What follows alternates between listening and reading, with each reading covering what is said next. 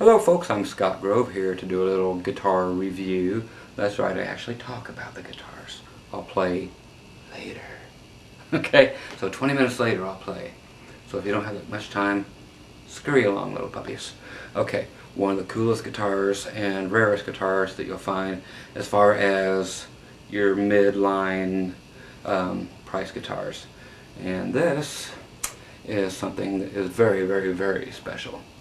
This is a 1982 Smith era, is what they're called, Fender Stratocaster, in what is called a Stratoburst finish. This is blue Stratoburst. They also did it in almost a black into a silver, so it's actually darker gray, almost charcoal into the silver here. And then they also did it from like a kind of a sparkly red to a gold. Okay, so they did 3 different finishes. They all did all this from 1980 until about 1983. Okay, not a whole bunch of them out there at all. They put them on the regular Dan Smith Stratocasters, which is what this is. They did the what is called the Strat in 80, 81, and then 83. They also did them on the Elite guitars. So on the Elites, they actually pulled these finishes out for the last time in 83, put them on their Precisions, their Jazz Basses, their Telecasters, everything in the Elite series. So again, it's called Stratoburst. No matter what it was put on, it's still the finish is called Stratoburst. Okay, very cool guitar.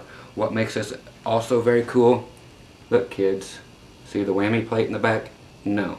That's what makes this guitar so much rarer than the other ones that you'll find. This one is a hardtail, meaning there is no whammy system on it. Okay, this is the way I like guitars. I hate whammy bars. I just hate them, period. So this was a pure find for me. Okay, so straight through the back, just like a Tele does. Let's take it down here where you can check out the guitar. Okay, there you go. There's some lights on it. It is a slightly sparkled finish. Okay. What else is special about it is the neck. Okay, this is actually, for one time, the serial numbers are correct. This is a 1982. Okay. The Dan Smith also was famous for like these guitars here in like 83, where they got rid of the third knob and then put the input, or the output jack, I'm sorry, it's not an input jack, that is an output jack. Okay, so here's another Smith era Stratocaster. So this one here is, that's actually correct too, it's 83. You'll see some E3 models, E3 serial numbers that are actually 1988, and so on. I've got some of those too, the E3s that are actually 88s. So you got to look at the serial number on the end of the neck. You have to take your neck off to find out when your guitars were actually made. But anyway, what makes these things cool, besides the super cool finish, and 99% of these had a whammy bar on it, which is why I went ahead and got this one. I've always wanted one in a Stratoburst, but when the hardtail became available, the price was not an issue. So I just forked it out and took care of that. The neck profile is amazing. First of all, yeah, I'm fighting a wall here behind me is what's happening. So you have the old Fender tuners here, otherwise I could show you closer, but I'm leaning against the wall over here, so you got that. Now the neck is hardly even here. When you play, look, that's as good as I can show you. Your hand does not touch the neck ever. So if you're a person who likes a big meaty neck, this is not for you. None of the Smith era Strats are for you, because they're all that way. And I love this. I'm a fan of the wide, flat Jackson and the Charvels and the Ibanez Wizard necks and all that. The really wide, flat things. Now this thing is flat, but it is not wide. Okay, so it's typical Strat width, but there's nothing in the back. Your hand does not. And this is a good thing. Your hand does not touch the back of the neck, which is finished, and it has the gloss finish on there, but you don't get stuck to it because your hand don't touch it. Okay, so you never come in contact with it. Your thumb does over here, but the rest of your hand never touches the back of the neck, so it doesn't matter if it has a finish on it or not. You're not going to stick to it because your hand will never touch it. If it does, then for me to touch the back of that neck and then put my hand around, I'm touching all the way around here. I mean, there is no neck hair. This thing is as skinny as it gets. Okay, so it's a very different neck. If you don't like that, then these are not the guitar for you, but these are the guitar for me. I love this more than anything. The only thing I don't like about this is the fact that and I know I can change it, but I keep everything 100% original. For some reason, the middle pickup, and I pulled it and checked everything, is not reverse wound. So it's a good old buzzing Strat in all positions, even the 2 and 4 positions. It's going to buzz, period. Except for I use the Johnson Millennium JM150 amplifiers, and they have built-in noise gates, and I never hear a buzz. Okay, so that's a beautiful thing, to have a built-in noise gate in your amp and blah blah blah. So if you ever want the best amp in the world, Johnson Millennium JM150s were the best amps, in my opinion, ever made. I threw away every Marshall, every Fender, every tube amp in the world. Screw that. These Johnsons kick their butts. Okay, back to this guitar. Yeah, I expect the letters on that, and I'll be happy to prove it to you on those. Okay, the guitar is a Strat from here on out. There's not much else to say other than, yes, it is a hardtail, and no, you ain't gonna go out of tune. Why? Because you don't have a whammy on there. Okay, so now you've got a completely solid body, okay, with no whammy. You've got a completely different kind of Strat. That is as clean as it gets, kids.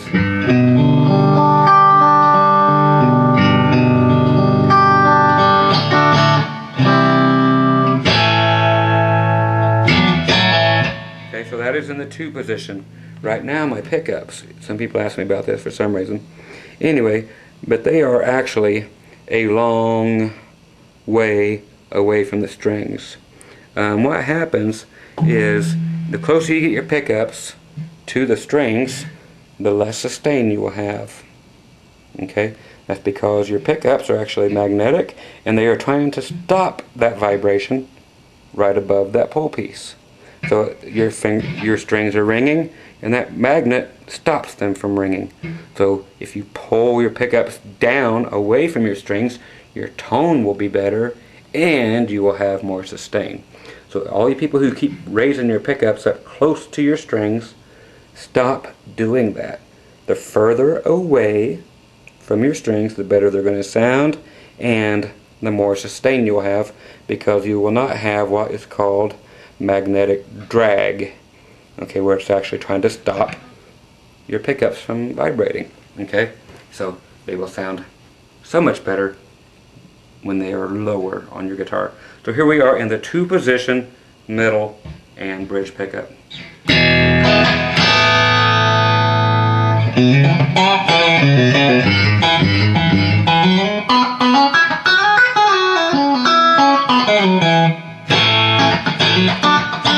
Okay, so there you go. Everything is wide open on the guitar, by the way.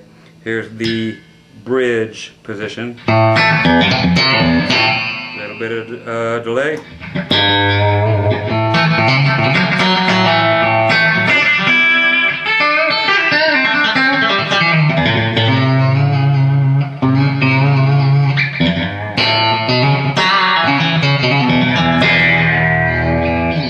Okay, go to the middle pickup all by itself.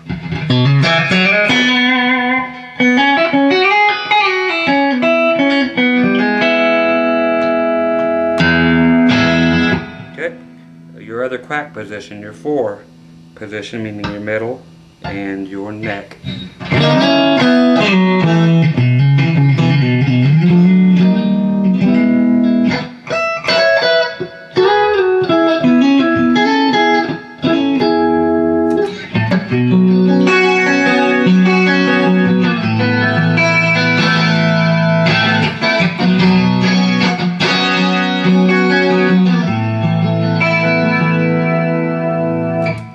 Stuff, kids.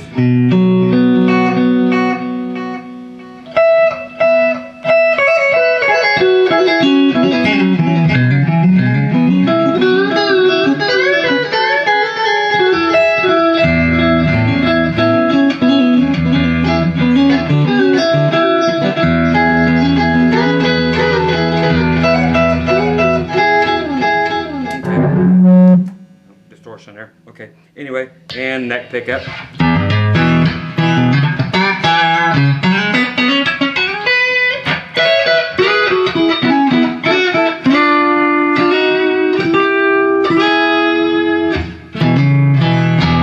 Okay, there's all your clean stuff. Time to reverb. I love reverb. Thank you very much.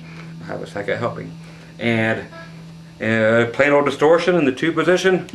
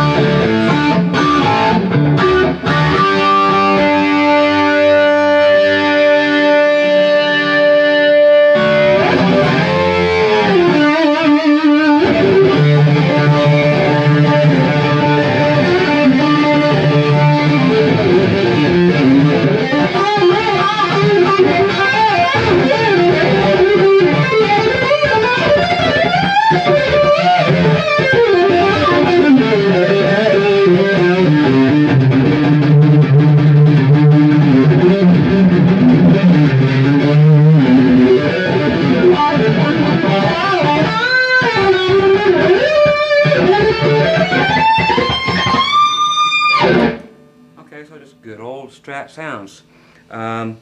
Clean with just a little bit of edge to them. Let's go to the neck pickup.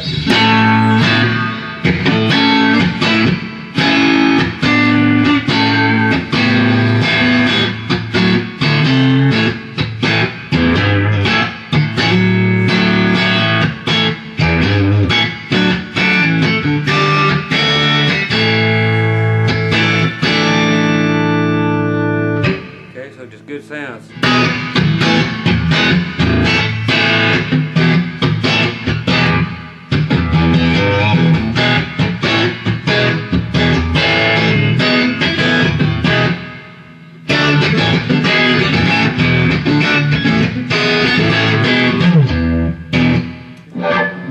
Good stuff. So it is a Strat, it's a Strat. There is a flaw on this guitar. Yes, I bought a guitar with a flaw on it. Some moron at some point decided to, and good story here, another reason why I hate Guitar Center, because they never tell you anything. They told me when I found this, and I do not give them a dime of my money ever, except for I found this one online in Manhattan with the in-hand description of, oh, it's got a little tiny dent right there next to where you plug it in. Okay, the little tiny dent ends up being where some moron decided to use the edge of his guitar as a place to rest his soldering iron. Okay, so again, Guitar Center lies to you. Why? Because they are the biggest piece of shit on the planet as far as music stores go. None of them are worth a crap. So here's my little tiny flaw. If you can see that. Okay, so that's just where somebody just laid a soldering iron. Yeah, when you pull off the cover here for the output jack, it continues to go. So that is a soldering iron burn. So, a couple grand into this, and that's my little flaw that they did with their in-hand description from their oh so professional team. Anyway, so as you can tell, I can honestly say Guitar Center sucks balls, and I've said that for 10 years at least. Because why? Because they do. You can write me for as many reasons as you want, but I just don't trust stores that let people, little kids, come in and play every single guitar and bust them, knock them over, and then sell them as brand new on the internet, and then they show up, well, it's just a floor demo, and it's, what do you expect for such a thing? It's, well, I want a new guitar, that's what I paid for. But anyway, there's lots more to it. But anyway, back to the guitar. It is a Dan Smith guitar. It plays, feels, sounds like one of the vintage tuners, which I like more than anything. Poke them down in that little hole. There's no little things to stick out and poke you with. They are perfect tuners. Do you need locking tuners and all that? Hell no, you just need something that tunes. And then something like this that don't have those damn people that don't put the string in here and then put them around are morons. Why would you just run it kind of through there and hope that it stays, and then have sticky parts, and then especially people who leave long things hanging off your necks? You guys are fucking idiots. I have to yell at you. Why? Because you're stupid. Cut that shit off. Okay, you don't want, these things will poke someone's eye out. Hopefully yours if you're that damn dumb. But these holes in these tuners are meant for you to stick the, cut it off to length about 3 pegs past where you're going to put it. So 1, 2, 3 past. Cut it off, stick it down inside the hole in the middle, and then tighten it up. That way there's no thing here for you to poke yourself and bleed with and blah blah blah. But for those of you who don't do it right, learn from this or continue to leave that shit hanging out, and sooner or later you will lose an eye and I will laugh my flippin' ass off at you. Why? Because I'm sadistic like that. So do your shit right. Okay? So once again, Scott Grove with my very prized now. This one I will not get rid of no matter what.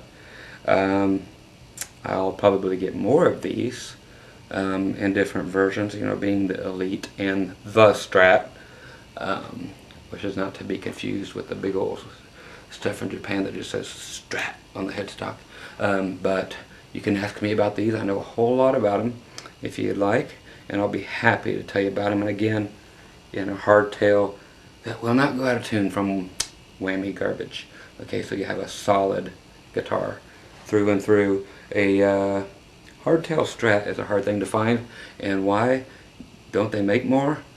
Because because people are weird. They don't want such a thing. If they figure they want it, they'll have a telly and they'll put a third pickup in it and call it good. But they should make more. If I was in charge of it, I would make 99% of the Strat hardtails and then offer whammy at an additional cost or something. But solid body guitar should be a solid body guitar as far as I'm concerned. Okay, there you go, the Stratoburst.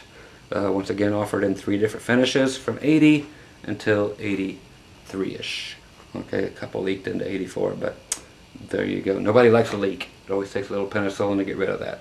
Again, 82, and for once, the serial number is right. E282, pulled the neck, yeah, I checked it, and it was actually made in 82. So Fender got 1 in a million right there. So give me a holler if you have any questions about this thing. I'll be happy to answer them for you.